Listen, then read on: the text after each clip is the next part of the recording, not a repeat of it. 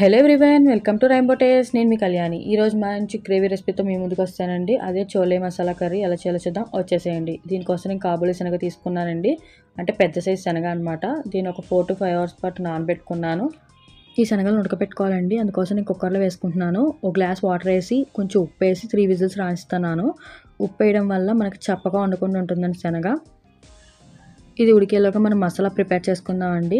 దానికోసం ప్యాన్లో ఒక స్పూన్ జీలకర్ర, 2 యాలక్కాయలు, ఒక 5 లవంగాలు, ఒక 2 స్టార్ ఫ్లవర్స్, ఒక 2 ఇంచులు దాల్చిన చెక్క, అలాగే ఒక స్పూన్ ఫ్లాక్స్ సీడ్స్ వేసుకుంటున్నానండి. బాగుంటుంది టేస్ట్ దీంట్లో వేసుకోవడం వల్ల.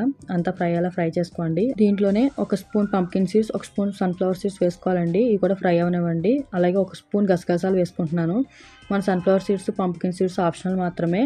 మీరు దీని ప్లేస్లో కొబ్బరి, జీడిపప్పు కూడా వాడుకోవచ్చు. ఇవి వేగిపోయినాయండి, ప్లేట్లోకి తీసుకుంటున్నాను. దీన్ని పౌడర్ చేసి పక్కన పెట్టుకోండి. మళ్ళీ అదే ప్యాన్లో ఆయిల్ వేసుకోండి. నేను 3 టేబుల్ స్పూన్స్ ఆయిల్ వేసుకుంటున్నాను. దీంట్లోనే సన్నగా తరిగిన 2 పెద్ద సైజు ఉల్లిపాయ ముక్కలు వేసుకుంటున్నానండి. అలాగే తగినంత ఉప్పు కూడా వేసుకుంటున్నాను. మనం ఆల్రెడీ కాబూలి శనగలు ఉప్పు వేసామండి, చూసుకుని వేసుకోండి ఉప్పు. ఉల్లిపాయలు ఉప్పు వేయడం వల్ల ఉల్లిపాయలు తొందరగా వేగుతాయండి. మీరు కనుక ఫస్ట్ టైం నా ఛానల్ చూసినట్లయితే నా ఛానల్ సబ్స్క్రైబ్ చేసుకోండి, షేర్ చేయండి, లైక్ చేయండి, పక్కనున్న బెల్ ఐకాన్ క్లిక్ చేయండి. తప్పకుండా మీ ఫ్రెండ్స్ అండ్ ఫ్యామిలీలో గ్రేవీ కర్రీస్ అంటే ఇష్టపడే వాళ్ళకి ఈ వీడియో షేర్ చేయడం మర్చిపోవద్దు. నేను దీంట్లో టమాటో ప్యూరీ వేసుకుంటున్నానండి, 1 కప్పు. ఈ టమాటోలో ఉన్న పచ్చివాసన పోయేంత వరకు కూడా కొంచెం ఆయిల్లో ఫ్రై చేద్దామండి. ఈ టమాటో ప్యూరీ వేగేలోగా కాబూలి శనగలు ఉడికిపోయినాయండి. ఒకసారి చూపిస్తున్నాను చూడండి, చక్కగా ఉడికిపోయినాయి. ఈ విధంగా ఇలా ఉడకపెట్టుకోవాలండి మనం.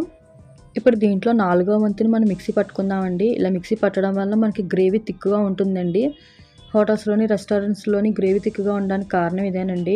ఏ బంగాళదుంప యూజ్ చేయరు దీంట్లోని. లైట్గా వాటర్ వేసి చక్కగా మిక్సీ పట్టుకోండి. చూస్తున్నారు కదా, ఈ విధంగా పేస్ట్లా చేసుకుని పక్కన పెట్టుకోవాలి.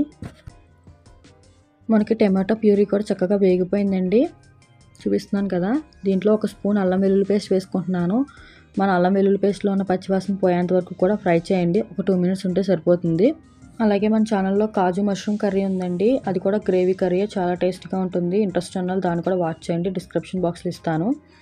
మనం శనగలు మిక్సీ చేసి పెట్టుకున్నాం కదండి, అదంతా దీంట్లోకి ట్రాన్స్ఫర్ చేసుకోండి. ఒకసారి అంతా బాగా కలిసేలా కలుపుకోవాలండి. ఇప్పుడు దీంట్లోనే ముందుగా మిక్సీ చేసుకున్న మసాలా పౌడర్ కూడా వేసేయండి. ఒకసారి అంతా కలిసేలా కలుపుకోండి. ఈ కర్రీకి ఎక్కువసేపు పట్టదండి, మనకి కాబూలి శనగ నానడానికే టైం పడుతుంది. ఒకసారి స్టార్ట్ చేస్తే మాత్రం 15 to 20 minutesలో కర్రీ రెడీ అయిపోతుంది. మనం ఉడకపెట్టుకున్న కాబూలి శనగ ఉంది కదండి, అది కూడా దీంట్లో వేసి బాగా కలిపేయండి. ఇప్పుడు మనం దీంట్లోకి 1 గ్లాస్ వాటర్ యాడ్ చేసుకుని కలుపుకుందామండి. మసాలా అంతా కూడా చోలేకి బాగా పడుతుంది. దీంట్లోకి 1 చిటికెడు పసుపు, 1 స్పూన్ కారం, అలాగే 1/2 స్పూన్ ధనియాల పౌడర్ వేసుకుంటున్నానండి. అంతా కలిసేలా కలుపుకోండి ఒకసారి. నేను సాల్ట్ వేసుకోవట్లేదండి, ఆల్రెడీ స్టార్టింగ్లో వేసాను. అలాగే చోలే ఉడకబెట్టేటప్పుడు కూడా వేసాను.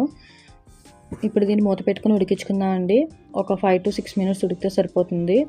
ఒకసారి మధ్యలో తీసి కలుపుతూ ఉండండి, లేదంటే పైన వాటరిష్గానే ఉంటుంది, అడుగు మాత్రం మాడుతుంది మనకి. మనం ఆ చోలేని చక్కగా మిక్సీ చేసి వేసుకోవడం వల్ల మన గ్రేవీ చాలా థిక్గా ఉందండి. ఈ గ్రేవీ కర్రీ మనకి చపాతీలోకైనా, పూరీలోకైనా, పుల్కాలోకైనా, బగారా రైస్లోకైనా, నార్మల్ రైస్లోకైనా కూడా చాలా టేస్ట్గా ఉంటుందండి. మంచి కాంబినేషన్ అవుతుంది ఇది. చూస్తున్నారు కదండి, కన్సిస్టెన్సీ సరిపోతుంది. ఒక గుప్పుడు కొత్తిమీర జల్లుకుందాం. ఈ గ్రేవీ కర్రీ కొంచెం వాటరిష్గానే దించుకోండి, చల్లారే కొద్ది దగ్గర పడుతుందండి కర్రీ ఇది. అంతా కలిసేలా ఒకసారి కలుపుకోండి. అంతే, మన చోలే మసాలా కర్రీ రెడీ అయిపోయినట్టే. సింపుల్గా టేస్టీగా కావాలంటే ఈ రెసిపీని ట్రై చేయండి. నచ్చింది కదండి, మీరు కూడా ట్రై చేయండి. ట్రై చేసి మీకు ఎలా కుదిరింది అనే విషయం నాతో కామెంట్ బాక్స్లో షేర్ చేసుకోవడం అస్సలు మర్చిపోద్దు. Thank you for watching.